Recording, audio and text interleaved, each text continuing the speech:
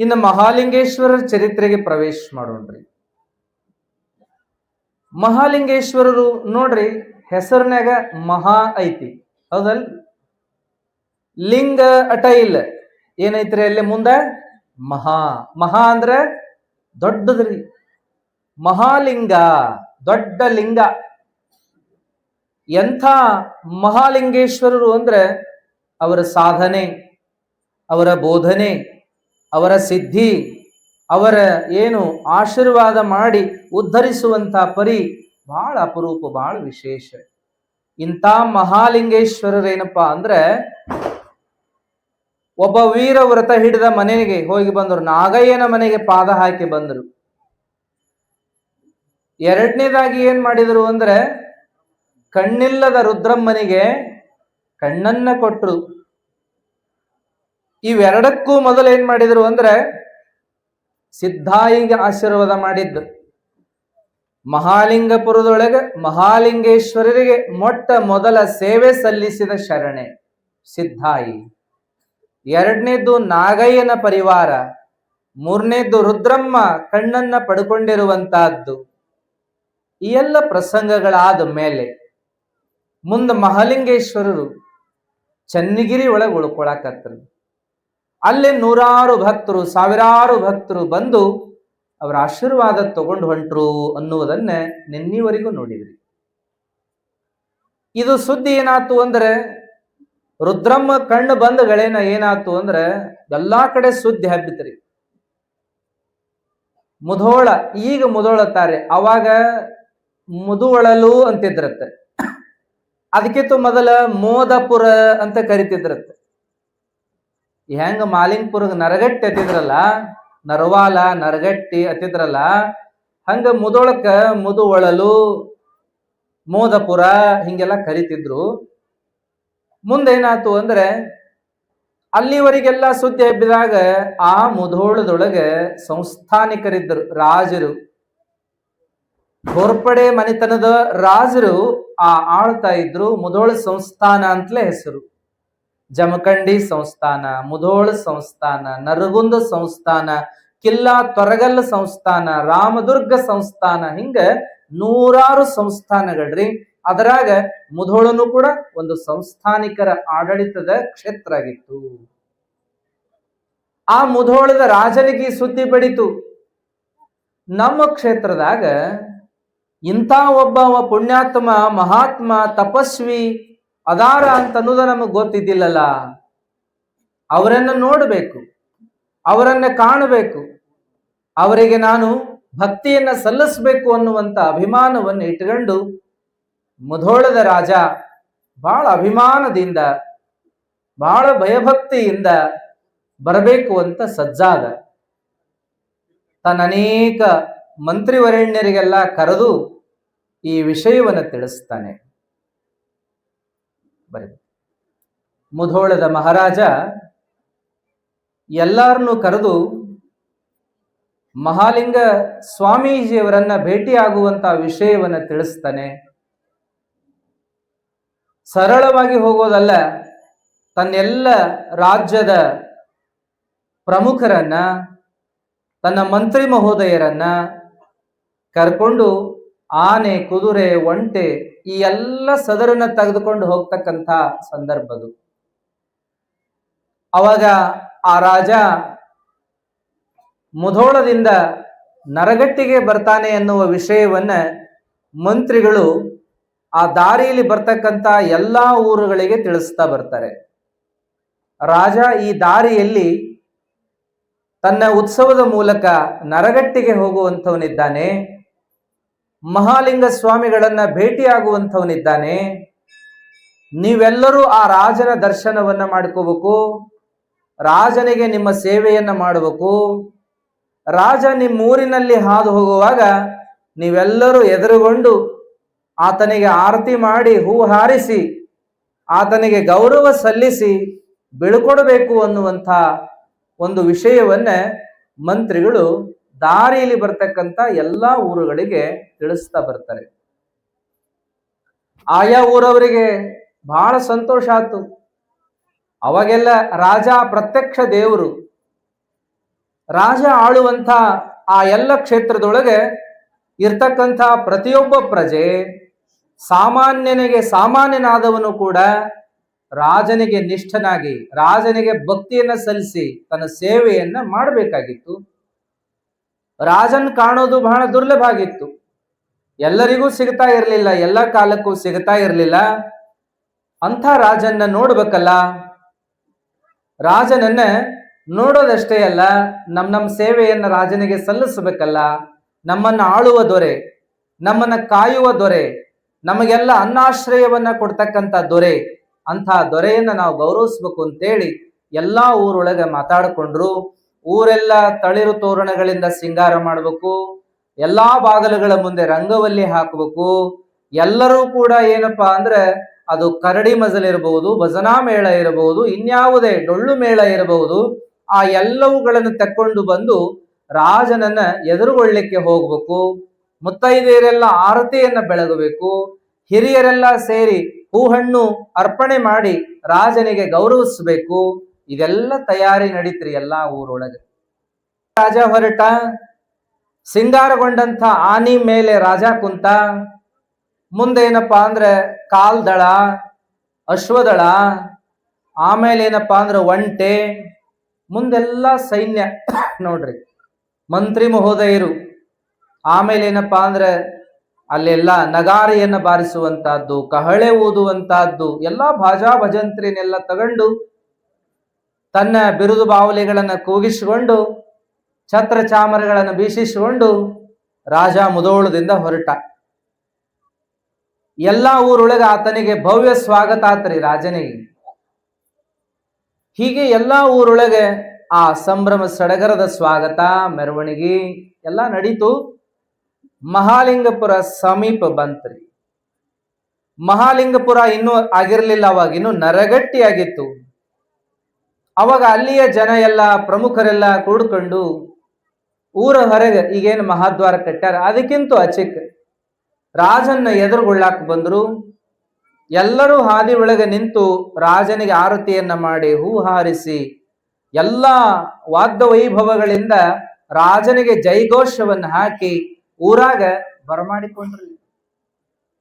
ಊರಾಗ ಬರಬೇಕು ಅಂತ ಭಿನ್ನ ಮಾಡಿದ್ರು. ರಾಜ ಎಲ್ಲರಿಗೂ ನೋಡಿ ಸಂತೋಷದಿಂದ ಹಾರೈಸಿ ಆತ ಬರ್ಲಿಕ್ಕೆ ಸಜ್ಜಾದ.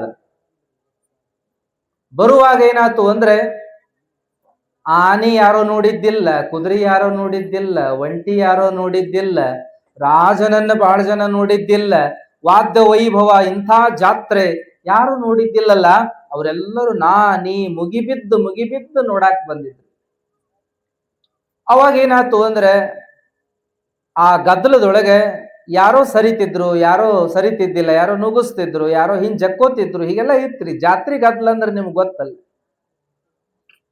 ಅವಾಗ ಏನಾಯ್ತು ಅಂದ್ರೆ ರಾಜನ ಆನೆಯನ್ನ ನೋಡ್ಕೋತ ನಿಂತ ಒಂದು ಹುಡುಗ ಆ ಗದ್ದಲದೊಳಗೆ ತಾಯಿ ಕೈ ಬಿಟ್ಟಿದ್ದ. ಗದ್ದಲದಾಗ ತಾಯಿ ಕಳ್ಕೊಂಡ. ಆ ಎಲ್ಲರೂ ಆ ಕಡೆ ಈ ಕಡೆ ಚದುರುವಾಗ, ಸರ್ಕೊಳ್ಳುವಾಗ ಈ ಹುಡುಗ ಆ ಕಡೆ ಈ ಕಡೆ ಅವ್ರವು ನೋಡ್ಕೊಂತ ಹಿಂಗ ನಿಂತು ಬಿಡುತ್ರಿ. ಅದು ಎಲ್ಲದಾಳವು ಅಂತ ಹೇಳಿ ಆನಿ ಬರಾತೈತಿ. ಎಲ್ಲರೂ ಸರಿ ಸರಿ ಅನ್ನತಾರ, ಆ ಹುಡುಗ ಸರಿಯೇ ಒಲ್ದು. ಅವಾಗ ಏನಾಯ್ತು ಅಂದ್ರೆ ಆ ಹುಡುಗಗೇನು ತಿಳಿವಲ್ದು, ಯಾರು ಆ ಕಡೆ ಕರ್ಕೊಳ್ತಾ ಇಲ್ಲ, ಸರಿ ಅನ್ನಕತ್ತಾರಟ್ಟ. ಗದ್ದಲದೊಳಗ ಅಷ್ಟಾಗಿ ಗಮನಿಸ್ಲಿಲ್ಲ ಕಾಣ್ತದ. ಆನೆ ಮುಂದೆ ಬಂದದ್ದ ಏನ್ ಮಾಡಿತು ಅಂತಂದ್ರೆ ರೊಚ್ಚಿಗೆದ್ದ ಆನೆ ಆ ಮಗುವನ್ನ ಎತ್ತಿ ಬಿಸಾಕಿ ಬಿಡುತ್ರಿ. ಆ ಕಡೆ ತನ್ನ ಸೊಂಡಿಲಿಂದ ಹಿಡಿದು ಎತ್ತಿ ಒಗದು ಬಿಡ್ತು. ಆ ಹುಡುಗ ಒಂದ್ ಕಡೆ ಹೋಗಿ ಬಿತ್ತು. ಎಲ್ಲರೂ ಹಾಯ್ ಹಾಯ್ ಅಂತ ಬಾಯ್ ಮಾಡಕತ್ತರಿ. ಏನಾತು ಅಂತ ಬಾಯ್ ಮಾಡುವಾಗ ಅಲ್ಲಿ ನೋಡು ಅಂತ ಅನ್ನುವಾಗ ಆನೆ ಸೊಂಡಿಲ್ನಾಗಿಂದ ಆ ಮಗುನ ಎತ್ತಿ ಒಗದ ಬಿಡ್ತ ಆ ಕಡೆ. ಅವಾಗ ಏನಾತು ಅಂದ್ರೆ ಆ ಮಗುನ ಎತ್ತಿದಾಗ ನೋಡಿದ್ರು ನೋಡ್ರಿ, ಅದ್ರಾಗ ಆ ತಾಯಿನೂ ನೋಡಿದಳು, ಓಡೋಡಿ ಬಂದ್ಲಕ್ಕೆ ಆನೆ ಕಡೆ. ವಾ ನನ್ ಮಗನ ಅಂತ ಆಕಿ ಓಡಿ ಬಂದ್ಲು. ಎಲ್ಲರೂ ಅಯ್ಯ ಆಕಿ ಮಗ ಅಂತ ನೋಡ ಅಂತ ಎಲ್ಲರೂ ಹೊಳ್ಳೊಳ್ಳಿ ನಿಂತರು. ದಾರಿ ಕೊಟ್ರ ಆಕಿಗೆ. ಎಲ್ಲಾ ಗದ್ಲೆಲ್ಲ ಶಾಂತ ಆಗಿ ಹೋತು. ಬಾಜಿ ಭಜಾಂತ್ರಿ ಎಲ್ಲಾ ನಿಂತು ಬಿಡ್ತ್ರಿ. ಎಲ್ಲಾ ಸದ್ದು ಗದ್ಲೆಲ್ಲ ಶಾಂತ ಆತು. ಏನಾತಿದು ಅವಘಡ ಅಂತ ರಾಜನು ಕೂಡ ಅಲ್ಲೇ ನೋಡ್ಲಿಕ್ಕತ್ತಿದ್ದ. ನೋಡ್ರಪ್ಪ ಅಂತ ಅಂದ. ಎಲ್ಲರೂ ಓಡ್ ಹೋಗಿ ನೋಡ್ಲಿಕ್ಕತ್ತಾಗ ಆ ಮಗು ರಕ್ತದ ಮಡುವಿನಾಗ ಬಿದ್ದಿತ್ರಿ. ಅವ್ರವ್ವ ಓಡಿ ಬಂದಾಕಿನ ಆ ಮಗುನ ಎತ್ಕೊಂಡು ತೊಡಿ ಮ್ಯಾಗ ಹಾಕೊಂಡು ತನ್ನ ಸೆರಗಿಲೆ ಎಲ್ಲ ಮೈಕೈ ಒರಿಸಿ ಅಪ್ಪಿ ಅಂತೇಳಿ ಗದ್ದ ತುಟಿ ಮುಟ್ಟಿ ಅಡಗಾಡ್ಸಾತಾಳ, ಎದಿ ಎದಿ ಬಡಿಯಾಕತ್ತಾಳ, ತ್ರಾಸ್ ಮಾಡ್ಕೊಂಡು ಚೀರಾಡಕತ್ತಾಳ. ಏನಾತ್ರು ನನ್ ಮಗ್ಗ, ನೋಡ್ರಪ್ಪ ಮಾತಾಡುವಲ್ದು, ನೋಡುವಲ್ದು, ರಗತ್ ಹೆಂಗ್ ಹೊಂಟದ ಅಂತ ಬಾಯ್ ಮಾಡಾಕತ್ತಾಳ. ಎಲ್ಲರೂ ಏನ್ ಮಾಡ್ಬೇಕು, ಅಸಹಾಯಕರಾಗ್ಯಾರ. ಏನಾತಪ್ಪ ಇದು? ಸಂಭ್ರಮದಿಂದ ಸಡಗರದಿಂದ ರಾಜನನ್ನ ಬರಮಾಡ್ಕೋಬೇಕು ಅಂತ ನಾವೆಲ್ಲ ಹೊರಟ್ರೆ ಎಲ್ಲಾ ಊರಾಗೂ ಸಂತೋಷದಿಂದ ನಡೀತು, ಎಲ್ಲ ರಾಜನ ವೈಹಾಳಿ, ರಾಜನ ಉತ್ಸವ. ಈ ನರಗಟ್ಟಿಗೆ ಬಂದಾಗ ಹಿಂಗಾಗಬೇಕು ಅಂದ್ರೆ ಹೆಂಗಪ್ಪ ಇದು? ಎಲ್ಲರೂ ಏನಪ್ಪಾ ಅಂತಂದ್ರ ತ್ರಾಸ್ ಮಾಡ್ಕೊಳಕತ್ರು. ಆ ತಾಯಿ ದುಃಖ ನೋಡಿ ಹೆಣ್ಮಕ್ಳೆಲ್ಲ ಆಳಾಕತ್ರು. ಹೆಣ್ಮಕ್ಳೆಲ್ಲ ಆಳೋದ್ ನೋಡಿ ಗಂಡ್ಮಕ್ಳಿಗೂ ಪಾಪ ತ್ರಾಸ ಅನಿಸ್ತು, ರಾಜನಿಗೂ ಪಾಪ ಮನಸ್ಸು ಮರಿಗಿತು. ಏನಾತಿದು? ಅವ ಆನಿ ಬಿಟ್ಟು ಕೆಳಗಿಳದ, ಅವನು ಹೋಗಿ ನೋಡ್ದ, ಏನಾತಿವ ಅಂದ, ಆಕಿಗೂ ಸಮಾಧಾನ ಮಾಡಿದ. ಹಿಂಗಾಗಬಾರ್ದಾಗಿತ್ತು, ಇಂಥ ಅನಾಹುತ, ನಾ ಹೊಂಟಿರುವ ಕಾರ್ಯ ಎಂತದ್ದು, ಇದಾದದ್ದೇನು ಅಂತ ಬಹಳ ಮರಗಿದವ. ಮಹಾಲಿಂಗ ಸ್ವಾಮಿಗಳು ದಿವ್ಯ ಜ್ಞಾನಿಗಳು, ದೊಡ್ಡ ಮಹಾತ್ಮರು, ತಪಸ್ವಿಗಳು, ಅವರನ್ನು ನೋಡಬೇಕು ಅಂತ ನಾನು ಹೊರಟೆ. ನನ್ನಿಂದ ಏನ್ ಅಪಚಾರ ಆತೋ ಏನೋ, ಈ ಊರಿಗೆ ಬಂದು ಮುಟ್ಟೋದೆ ತಡ, ಇಂಥ ಒಂದು ಅನಾಹುತ ಆಗಿಬಿಡ್ತಲ್ಲ. ಏನಾತಪ್ಪ ನನ್ನಿಂದ ತಪ್ಪು?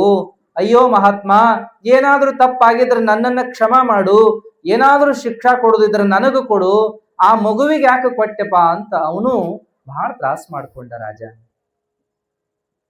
ತ್ರಾಸ ಮಾಡಿಕೊಂಡು ವಿಚಾರ ಮಾಡಿದ, ಒಂದಂದ್ರ 10 ವಿಚಾರ.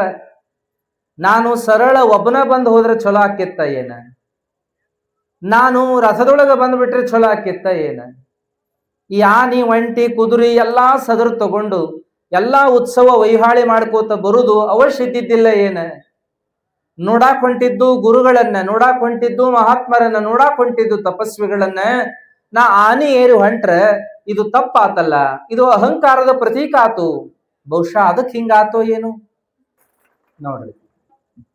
ಮಾಲೋಜಿ ರಾಜಾಗ ಏನ್ ಅನಿಸ್ತು ಅಂತಂದ್ರೆ, ನಾ ಆನಿ ಏರಿ ಬಂದದ್ದೇ ತಪ್ಪಾಯ್ತು, ಮಹಾತ್ಮರನ್ನ ನೋಡಾಕ್ ಹೋಗುವಂತ ಪದ್ಧತಿ ಇದಲ್ಲ, ಬಹುಶಃ ಆ ಕಾರಣಕ್ಕ ಹಿಂಗಾತೋ ಏನು, ನನ್ನ ಅಹಂಕಾರವನ್ನು ನಾನು ಪ್ರದರ್ಶನ ಮಾಡಿಬಿಟ್ನಲ್ಲ, ಎಂಥ ತಪ್ಪಾಯ್ತಲ್ಲ ಅಂತೇಳಿ ಮತ್ತೆ ತಿರ್ಗ ಆನೆಯನ್ನು ಹತ್ಲಿಲ್ಲ.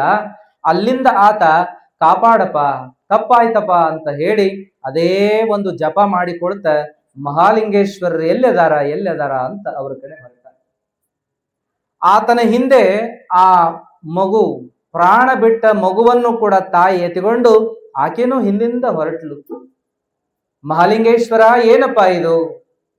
ನಿನ್ನ ದರ್ಶನಕ್ಕಾಗಿ ಬಂದಂತ ರಾಜ ಈ ಎಲ್ಲ ಉತ್ಸವ ಮಾಡಿಕೊಂಡು ಹೋಗುವಾಗ ಇಂಥ ಅನಾಹುತವಾಯ್ತು. ಅದು ಆದ್ರ ಆಗಲಿ, ನನಗೇನಾದ್ರೂ ಆದ್ರೆ ನಡೀತಿತ್ತಪ್ಪ. ಬಾಳಿ ಬೆಳಿಬೇಕಾದ ನನ್ನ ಎಳಿ ಕಂದಮ್ಮಗ್ ಹಿಂಗಾತಲ್ಲ. ನನಗ ಇದ್ದದ್ದು ಅದೊಬ್ಬನೇ ಮಗ, ಗಂಡನೂ ತೀರಿ ಹೋಗಿಬಿಟ್ಟಾನ. ಆ ಮಗುವನ್ನೇ ಜೋಪಾನ ಮಾಡಿಕೊಂಡು ಮಗುವಾಗೆ ನನ್ನ ಬದುಕನ್ನ ಮೀಸಲಾಗಿಟ್ಕೊಂಡು ಹೊಂಟಿದ್ದೆ. ಆ ಮಗಾನು ಕೈ ಬಿಟ್ಟು ಹೋತಂದ್ರೆ ಏನ್ ಮಾಡ್ಲಪ್ಪ, ಬದುಕಿದ್ದಾದ್ರೂ ಏನ್ ಪ್ರಯೋಜನ? ನಾನು ನನ್ನೊಬ್ಬ ಜೀವನವನ್ನು ತಗೊಂಡ್ಬಿಡು, ನನ್ನ ಜೀವ ತಗೊಂಡ್ಬಿಡು ದೇವ್ರ ಅಂತ ಹೇಳಿ ಆಕೇನಪ್ಪ ಅಂತಂದ್ರೆ ತ್ರಾಸ್ ಮಾಡಿಕೋತ ಆ ಮಗುನ್ ಹಿಡ್ಕೊಂಡು ಅತಗೋತ ಆಕಿನೂ ಹೋದ್ಲು. ಕೂಡಿದ ಜನ ಎಲ್ಲ ಮಂಕು ಕೌದವರ ಹಾಗೆ, ಸೂತಕದ ವಾತಾವರಣ ನಿರ್ಮಾಣ ಆಗೈತಿ ಅನ್ನುವ ಹಾಗೆ ಎಲ್ಲರೂ ಕೂಡ ಮಹಾಲಿಂಗೇಶ್ವರ ಇರುವ ಸ್ಥಾನಕ್ಕೆ ಚೆನ್ನಗಿರಿಗೆ ಹೋಗ್ತಾರೆ. ಆ ಚೆನ್ನಗಿರಿ ಗುಡಿ ಒಳಗೆ ಮಹಾಲಿಂಗೇಶ್ವರರ ಮುಂದೆ ರಾಜ ಹೋಗಿ ಪಾದಕ್ಕೆ ಬಿದ್ದು ಗಳಗಳನೆ ಅಳ್ತಾನೆ. ಆತ ನಡಗ್ತಾನೆ, ಕೈಕಾಲು ನಡಗ್ತಿರ್ತಾವ, ಕಣ್ಣೀರು ಸುರಿತಿರ್ತಾವ. ಇದನ್ನ ನೋಡಿದ ಗುರುಗಳು ಕೇಳ್ತಾರೆ, ಯಾಕ ರಾಜ, ಏನು, ಯಾಕೆ ಹಿಂಗ ಅಂದಾಗ, ಅಪ್ಪ ಕ್ಷಮಾ ಮಾಡು, ನನ್ನಿಂದ ಒಂದ್ ದೊಡ್ಡ ಅಪರಾಧ ಆಗ್ಯದ, ನನ್ನಿಂದ ತಪ್ಪಾಗ್ಯದ. ನಾನೇನಾದ್ರೂ ತಪ್ಪು ಮಾಡಿದರೆ ಶಿಕ್ಷಾ ನನಗಾಗಲಿ, ಆ ಎಳೆ ಕಂದಮ್ಮಗೆ ಯಾಕಪ್ಪ? ಬರುವಾಗ ಇಂಥ ಅನಾಹುತವಾಯ್ತು, ನಿನಗ್ ಗೊತ್ತಿರ್ಲಾರದ್ ಯಾವ್ದೈತಪ್ಪ? ಆ ಮಗು, ಆಕೆಗೆ ಒಂದೇ ಮಗು ಇತ್ತಂತ, ಗಂಡನೂ ಇಲ್ಲ, ಮಗುವಿಗಾಗೆ ತನ್ನ ಜೀವನ ಮೀಸಲಾಗಿಟ್ಟುಕೊಂಡು ಬದುಕ್ತಾ ಇದ್ಲು. ಆ ಮಗುನು ಇವತ್ತ ಜೀವ ಬಿಟ್ಟತಿ ಅಂದ್ರೆ ಆಕಿ ನಾನು ಸತ್ತ ಬಿಡ್ತೀನಿ ಅಂತಾಳ, ನಾನು ಜೀವ ಬಿಡ್ತೀನಿ ಅಂತಾಳ, ನನಗೇನದ ಇನ್ನು ಜೀವನದಾಗ ಅಂತಾಳ. ಇದೆಲ್ಲ ವಾತಾವರಣ ನೋಡಿ ನನಗೂ ಬಹಳ ತ್ರಾಸ ಅನಿಸ್ತು. ಏನಿದು? ಎದಕ್ಕಾಗಿ ಬರಾಕತ್ತೆ, ಏನಾಯ್ತು ಅನ್ನುವಂತ ಆತಂಕ ನನ್ನ ಮನಸ್ಸಿನಾಗ ಮನಿ ಮಾಡ್ಯದ. ಏನಪ್ಪಾ ಇದು ಮಹಾತ್ಮ, ಏನಾದರೂ ನಿನ್ನ ಆಶೀರ್ವಾದ ಆಗಬೇಕು, ಒಂದೋ ನನಗೆ ಶಿಕ್ಷಾ ಆಗಲಿ, ನನ್ನ ಪ್ರಾಣವನ್ನಾದರೂ ತಗೊಂಡು ಆ ಮಗುವನ್ನ ಬದುಕಿಸುವಂತದ್ದಾಗಲಿ. ಆದ್ರೆ ಆ ಮಗು ಹೀಗಾಗಬಾರದು, ಆ ಮಗು ಹೀಗೆ ಜೀವ ಕಳ್ಕೊಂಡು ಕೊನೆಗೆ ತಾಯಿಯೂ ಕೂಡ ಅದ ಕೊರಗಿನೊಳಗ ಜೀವ ಬಿಡುವಂಗ ಆಗಬಾರದು. ಮಹಾತ್ಮ ನೀನ ಏನಾದ್ರೂ ಮಾಡಬೇಕು ಅಂತ ಬೇಡಿಕೊಂಡಾಗ ಮಹಾಲಿಂಗೇಶ್ವರರು ಆ ತಾಯಿಯನ್ನ ಮುಂದೆ ಕರೆದ್ರು. ಆ ಗುರುಗಳ ಪಾದದ ಮೇಲೆ ಆ ಮಗುನ ಹಾಕಿ ಆಕೆನೂ ಕುಸದ ಕುಂತ್ಲು. ಏನಾದ್ರೂ ಮಾಡ್ಯಪ್ಪ ಅಂತ ಬಿಕ್ಕಿ ಬಿಕ್ಕಿ ಅಳಾಕತ್ಲು. ನೀನು ಪರಮಾತ್ಮನ ಸ್ವರೂಪಯಪ್ಪ, ಏನಾದ್ರೂ ಮಾಡು ಅಂತ ಬೇಡ್ಕೊಳ್ಳುವಾಗ ಮಹಾಲಿಂಗೇಶ್ವರರು ತಮ್ಮ ಹತ್ರ ಇರ್ತಕ್ಕಂಥ ವಿಭೂತಿಯನ್ನ ಮಂತ್ರಿಸಿ ಆ ಮಗುವಿನ ಹಣಿಗೆ ಹಚ್ತಾರಂತ. ನಂತರದಲ್ಲಿ ಪಾದೋದಕವನ್ನ ಬಾಯಿಗೆ ಹಾಕ್ತಾರಂತ. ಆ ವಿಭೂತಿಯನ್ನೆಲ್ಲ ಮೈಕೈ ತುಂಬಾ ಎಲ್ಲ ಸವರ್ತಾರಂತ. ಎದೆ ಮೇಲೆ ಕೈ ಇಟ್ಟು ಅವರು ಓಂ ನಮಃ ಶಿವಾಯ ಮಂತ್ರೋಚ್ಚಾರವನ್ನ ಮಾಡ್ತಾರಂತ. ಆಗ ಮಗು ಮಕ್ಕೊಂಡಿತ್ತ ಏನ ಎದ್ದಿತಲ್ಲ ಅನ್ನೋ ಹಂಗ ಎದ್ದು ಕುಂತಂತ್ರಿ. ಆ ಮಗು ನೋಡಿ, ಮಕ್ಕೊಂಡ್ ಹುಡುಗ ಎದ್ದು ಕುಂತಂಗ ಆಯ್ತು. ಆ ಮಗು ಎದ್ದು ಕಣ್ಣೊರಿಸ್ಕೊಂಡು ಎಲ್ಲಾರನು ನೋಡಾಕತ್ತು. ತಾಯಿಗೂನು ಹೋದ ಜೀವ ಬಂದಂಗ ಆತು. ಆ ಮಗುನ ತೆಕ್ಕಿ ಬಿಡದು ಅತ್ತು ಮಹಾಲಿಂಗೇಶ್ವರರ ಪಾದಕ್ಕೆ ಬಿದ್ದು, ಯಪ್ಪ ನನಗ ಹೊಳ್ಳಿ ಜೀವದಾನ ಮಾಡಿದೀಯಪ್ಪ, ನನ್ನ ಮಗಗಟ್ಟ ಬದುಕಿಸ್ಲಿಲ್ಲ, ನನ್ನನ್ನೂ ಬದುಕಿಸಿದ್ಯಪ್ಪ ನೀನು, ನನ್ನ ಮಗನಿಗೆ ಜೀವನ ಕೊಡ್ಲಿಲ್ಲ ಅಷ್ಟ, ನನಗೂ ನೀನು ಜೀವನ ಕೊಟ್ಟೆಪ್ಪ, ನಿನ್ನ ಆ ಋಣವನ್ನ ನಾನು ಎಂದ ತೀರಿಸಲಿ, ಹೆಂಗ ತೀರಿಸಲಿಪ್ಪ ಅಂತ ಹೇಳಿ ಆ ತಾಯಿ ಮತ್ತೊಮ್ಮೆ ಗುರುಗಳಿಗೆ ನಮಸ್ಕಾರ ಮಾಡ್ತಾಳ.